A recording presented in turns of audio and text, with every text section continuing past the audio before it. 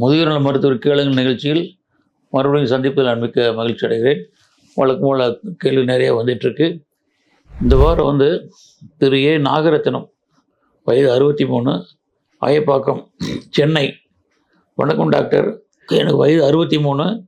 எனக்கு அடிக்கடி நெஞ்சு எரிச்சல் ஏற்படுகிறது. நெஞ்சு எரிச்சல் வரும்போதெல்லாம் நான் நெக்ஸ்ப்ரோ 40 மில்லிகிராம் மாத்திரை எடுத்துக்கொள்கிறேன். சில சமயங்களில் அடி வயிற்றின் கீழ்வலி ஏற்படுகிறது. அல்ட்ராசவுண்ட் ஸ்கேன் எடுத்தது எல்லாம் சரியாக இருப்பது தெரிய வந்தது. நீரிழிவு மற்றும் உயர் ரத்த அழுத்தம் உள்ளது. அதுக்கும் மருந்துகள் எடுப்பதால் இன்னும் கட்டுப்பாட்டு உள்ளது. அல்சர் நோயாளிகளுக்கு ஏற்ற டயட் திட்டத்தை பரிந்துரைக்க முடியுமா டாக்டர் இருக்காரு. ஓகே, இப்போ சொல்கிறது அல்ட்ராசோனோகிராம் மட்டும் பண்ணி டயக்னோஸ் பண்ண சொல்கிறாரு. எனக்கு அவ்வளோ திருப்தி படல. நெஞ்சு எரிச்சல் அசிடிட்டி இருந்ததுன்னா பெட்டர் டூ எண்டோஸ்கோபி பார்க்கணும். Upper GI endoscopy. அந்த எண்டோஸ்கோபி டெஸ்ட் பண்ணால் அதில் கரெக்டாக தெரிஞ்சுது உண்மையிலேயே அல்சரா, அசிடிட்டியா, இல்லை வேலை ஹெர்னியாக இருக்கான்னு தெரிஞ்சுக்கலாம்.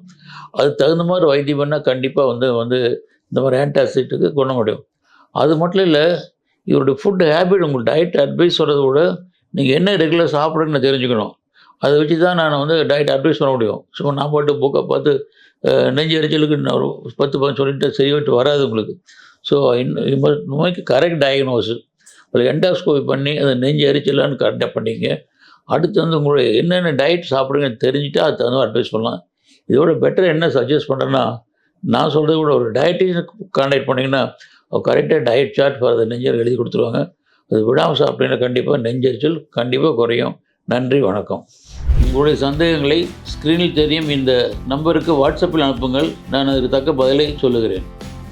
இது பூங்காற்று, நாளை நல்வாழ்விற்கான வழிகாட்டி. தொடர்ந்து இந்த மாதிரி வீடியோக்களை பார்க்க பூங்காற்று சேனலை சப்ஸ்கிரைப் பண்ணுங்கள்.